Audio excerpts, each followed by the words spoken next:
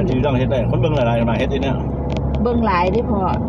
แม่เห็นแต่ละคลิปอันที่พ่อไปเบิ่งนำแม่หันกับคนเบิ่งย้อนนัดแต่งเป็นเรื่องเป็นเล่าจังซี่ก็มีแต่3คนพ่อแม่ลูกเขาได้เรียนอยู่หั่นน่ะอีพ่ออันน่ะลูกก็เว้าเลยหันแนว พ่อก็เว้าลาวแม่ก็เว้าเลยอันมีลูกสาว2คนน่ะ4คนเนาะบ่แม่น3 4ลูกสาวน้อยลูกสาวใหญ่เมียพอ4คนแต่ว่าอันสงสัยอยู่บ้านเมียว่ะอันแนวหั่นเนาะลูกเว้าเลยเบิดทุกคนแม่ลูกสาวใหญ่ก็เว้าเลยลูกสาวอันนั้นก็เว้าเลยอ้าวแขกสิมาบ้านอีหละมาเป็นกุญสือสตรีพ่อสิบอกมาลาบหมูนะเฮ็ดอันนั้นใส่เอาอันนี้ใส่เอายักใส่อีกอย่างลูกก็เว้าภาษาเลยหั่นนะลูกสาวน้อยก็แล่นมาเพิ่นมาแล้วอย่างเว้าเลยหั่นล่ะก็คักเด้ล่ะละครลาบหมูผู้เบาสิมาหามาขอนะผู้เบาสิมาขอนะเลยสอนลูกกันเห็นลาบหมูเป็นกุลสตรียังได้ค่าดอกนั่นน่ะเมียก็หาสาธาอีหยังว่าปู่ให้แขกนั่งนั่นแหละถ้าบ่เห็นท่านได้เห็นแขกดอกเพราะว่าบ่มีแขกดอกแต่ว่าเฮ็ดเอาหั่นนะว่าแขกสิมาขอหั่นน่ะจังซี่ก็เป็นละคร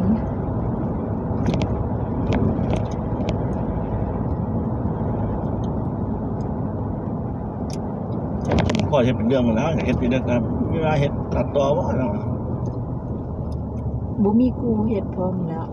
เฮ็ดผู้เดียวก็ได้เฮ็ดเฮ็ดกับแม่ก็ได้แต่ว่าพอต้องแต่งฉากกันแล้วแต่งคำเว้าเขียนก่อนให้อ่านนั่นแหละกินยาบ่ข่าวเลยยายเนาะกินยาจังมื้อเนาะกินยา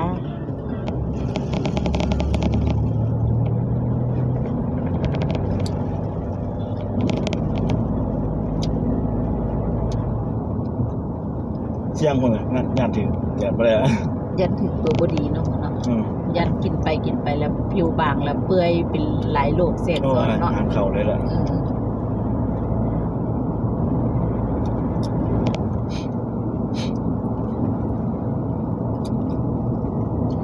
ปั่นบดจูกับบุ้งอิง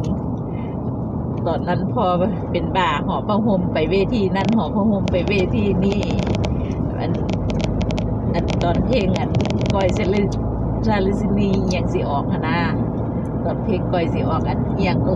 เพลงอันได้ผัวเจ้าสู้ต้องอยู่ให้เป็นหนะสิออกหนะอันเมียไรนี่จะเฮือนหนะมาวงลูกก็ไล่หนีหนะไปหาไผก็หอผ้าห่มไปนำพอหลายอยากอายดิอย่างนั้นจังซี่บัดนี้ที่ลูกคุณสาวได้บัดนี้อันประเทศอีหยังเนาะโอ้ยอันปานนั้นคำพ่ออันหอบผ้าซื้อก็ว่าอยากอายบัดที่เจ้าของเลยเฮ็ดไปปานพ่อสิบ่อยากอายบัดนั้นเขาถามหาลูกผู้ใดลูกวัดโจพ่อก็อยากอายแล้วเศร้าเด้อบัดนี้เศร้าเด้อนะพ่อกับลูกเว้าให้กันอยู่บ่เศร้าพ่อเศร้าได้แล้วลาอยากอายคนนั่นนี่ไปใส่ก็ว่าพ่ออุ้งอิงน่ะลาละอยากอายคนติ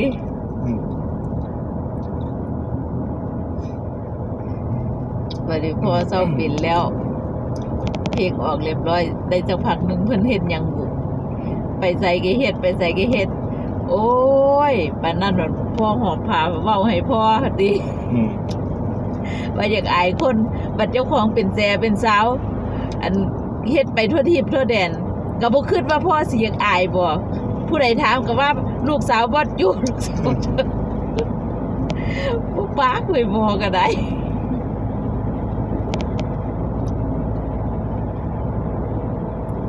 ท่านกันคักนี่กระเจ้าเนาะ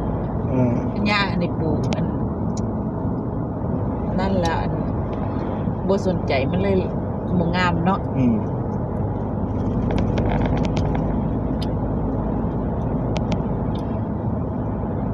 ลงมือเฮ็ดอันสวนเฮาก็ต้องเฮ็ดให้ถึงเด้เนาะ ต้องถึงนะบ่ถึง เพราะว่าบ่คันสมมุติว่าอันเฮาหาเงินไปได้จักพักโอ้ยอยากได้สวนจังซี่เฮาต้องทุ่มเทให้ถึงได้เนาะพ่อเนาะ ต้องเงินสั่นครับ อันดับแรกเฮาต้องล้อมหัวก่อนแม่นบ่ก่อนจะเอาไมโครไปเฮ็ดเฮาต้องปรับถนนพร้อมแล้ว ถนนเฮาถนนลงไปนี่นะพ่อ เราเห็นถนนก่อนล่ะเนาะ อืม ก็ตีเส้นกันแม่ก็ตีมึงนี่สมองนะจริงป่ะ อืม พังไงครับมันเอาใจไทยนะก็ตีกันเขาเคยบ้ากันนะผม อืมบัดนี้ทางสิลงไปหน้าเฮามันเป็นบ่อเขาขุดบ่อหั่นนะ โถมด้านมันนิดน้อยทุ่มเอาได้ ถมซ้ำถนนหั่นล่ะ ก็ ติ ก็ใช้ไปถมก้อนแหละขั้นแรกล่ะ ไถพอเล่นได้นี่ล่ะติ แล้วเอาดินลูกล้างไปถมเสริมอีกนั่นก็เรียกได้เห็นไหมนั่นป่ะ ก็ไปได้เท่านั้นล่ะติ จากนี้ล้างบ้านพอไปมันก็มีลูกล้างเลยเนาะ อืม จากไปครับผมหน่อยๆเนาะตาม100 เมตรนึงได้ล่ะ อืมแล้วไปหอดหน้าเจ้าของก็หยุดหั่นตัวเนาะถมน้อยๆนึงเนาะ ก็บางๆไป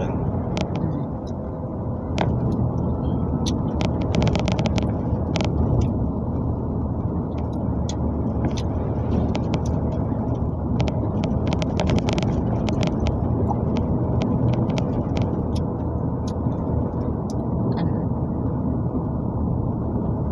ตาว่าอันกำยุนให้กันก็บ่ให้ขายให้กันแพงติให้ขายให้กันแค่120,000ติละว่านะห้ามขายแพงติเอาเว้าลัดเลยเนาะ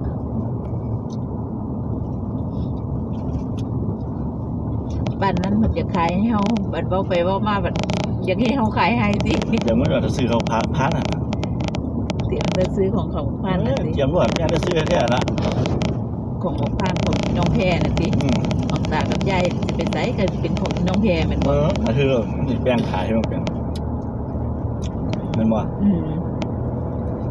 มันเอาเงินให้เขาเห็นมาเนี่ยร้องเขาขายเขาแล้วล่ะ อืม ผู้อื่นเขาเป็นเงินเนาะ เออ ทำไมมีเงินหนึ่งเงินหล่อมันเสร็จก็เขาก็ขายให้ท่านหลาเขาได้เงินสดเนาะ เออ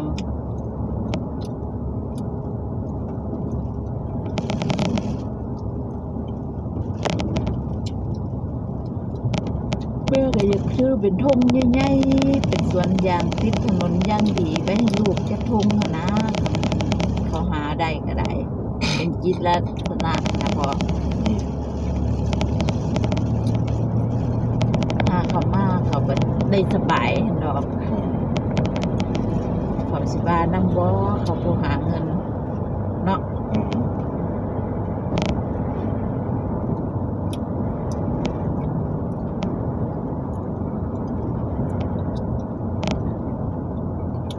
เริ่มหนาวแล้วสมมติ อืม อ่างของขัดขึ้นแล้ว อืม เป็นไงครับ3-4 พันเนี่ยมันเหมือน ฮะ ห้องว่า3,000 อันใด อ่างเมื่อวานนั้นเนาะนี่เขาอ่างแบบต้องเลี้ยงกบเลี้ยงปลาเนี่ยเนาะ อืม ใช่ไหม แม่ก็ว่าซั่น มันเหมือนอ่างกันเด่นน้ำเนี่ยอ่างเลี้ยงกบมันใส่น้ำมาเสื้อ2,000เนี่ยเนาะ1,000 2,000 3,000เนี่ยเนาะ ประมาณนี้ล่ะคำใหญ่อีดีก็สูงสุดก็ 3,000เนี่ย นี่เขาบ้าพวกแดงกบอย่างเขาเบาเลยเนาะ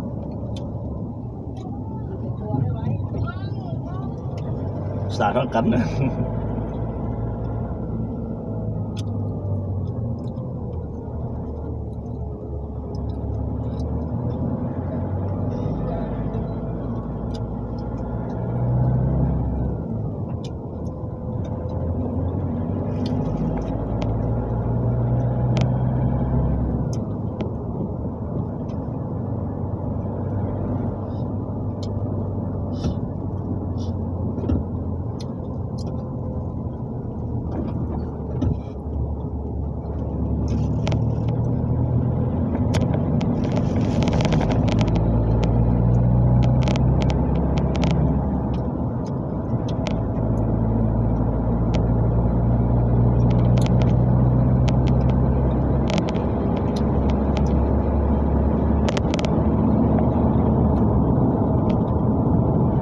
กับแม่ได้ปลูก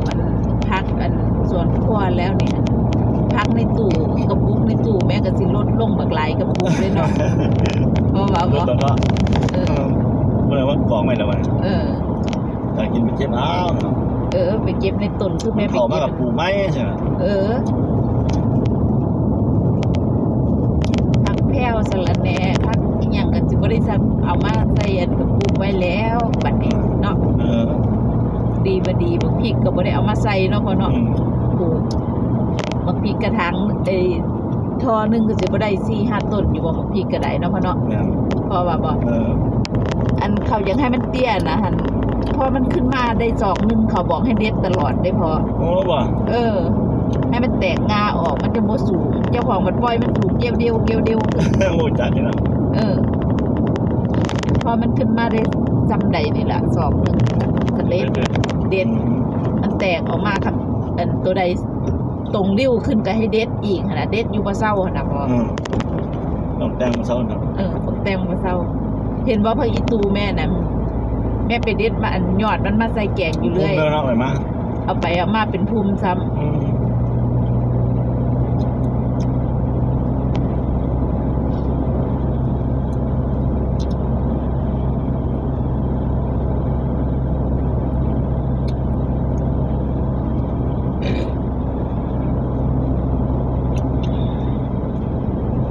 ยาสมุนนะในกระปุกอย่างเดียวแล้วยาสมุนมันก็กินอยู่หั่นล่ะ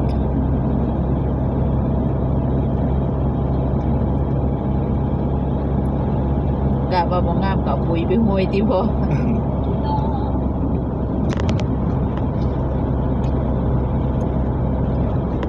ถ่ายให้อีหนูเบิ่งเนาะพอดีแม่กำลังถ่ายว่าปลูกหม้องนี้พักแม่ก็เป็นจังซี่ล่ะพ่อกำลังยืนถ่ายสาวคำลวงเพิ่นก็เซ็กโซ่ไว้พ่อไปหายืนกินหญ้าให้เอื้อยเบิ่งโอ้มันไม่ได้กินทีละใบเลยเนาะแม่มันรวดกินเหมือนเรากำเลยเนาะว่าซั่นกัดกวดๆเหมือนเลยนะมันกัดกินข้าวกันบ่ กินข้าวหั่นน่ะกัดคือค่อยกินหญ้าหั่นนะพอเป็นปุ่มออกเลยหั่นนะโซโซมีชิปเป็นกันนะเนี่ยมันไม่ฟื้นสักทีมันกัดเหลือแต่ตออย่างนี้อีกตอมันขึ้นมามันก็มากัดเหมือนเดิมเลยแหละอันเนาะแค่มันหลายกระถางมันเลยเกิดทันมันเนาะ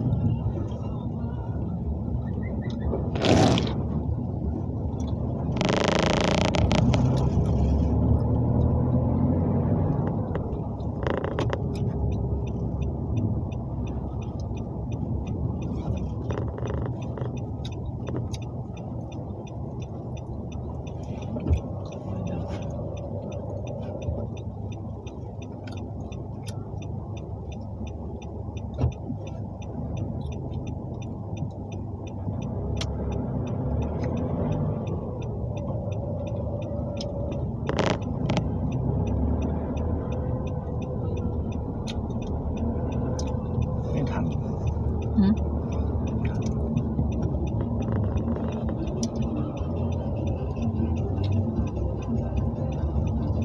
มันอยู่ในเมืองเนาะมันคนก็เลยลินหลายเนาะแบบว่าคนผ่านหลายเนาะมันเดี่ยวนี่วะตอนมาจำได้วันเดียวนี้ดิเนาะเดี่ยวเนาะ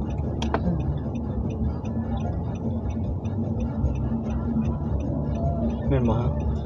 แม่ว่าจำได้ว่ามันเดียวนี้นะบ่ฮู้จังได๋นี่เบิ่งป่า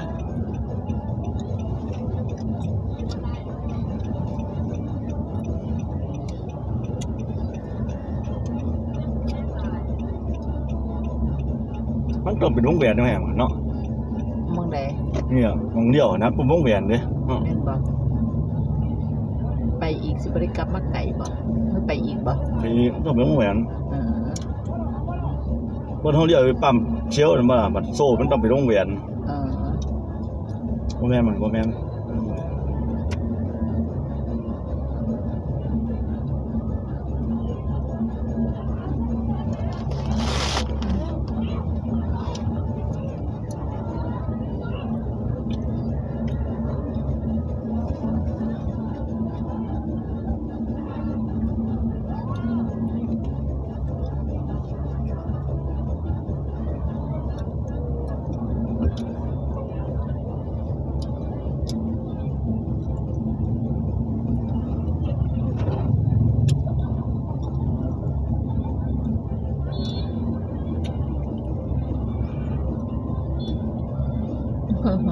กันมวนรถคันนั้น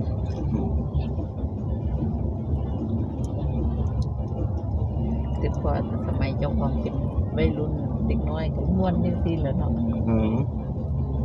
หนาวอยู่เนี่ย ฮะ นี่มันหนาวแต่เสียบางมาเว้ย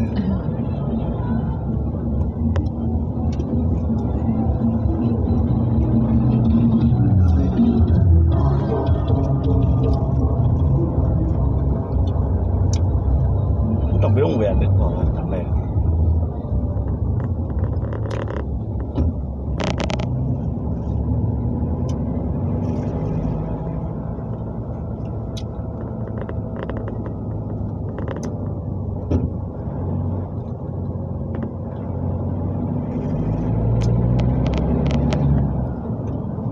น้ำมันคันเดียวต้องไปโรงแรม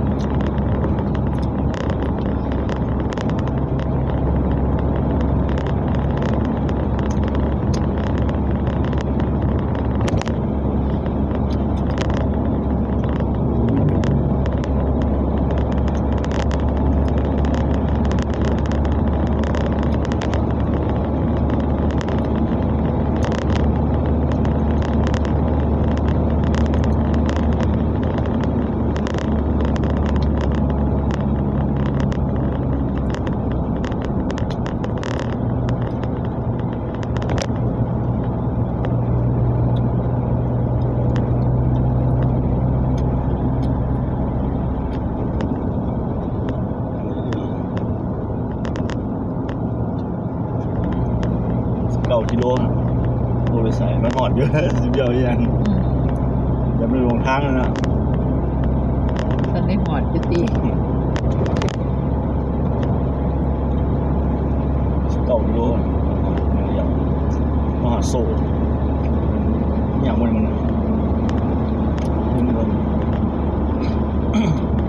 วันเป่าไร่ผมอยากเป่าไร่มันเนาะเจ้าว่าไปบ้านดุงมันเนาะได้บ้านแมง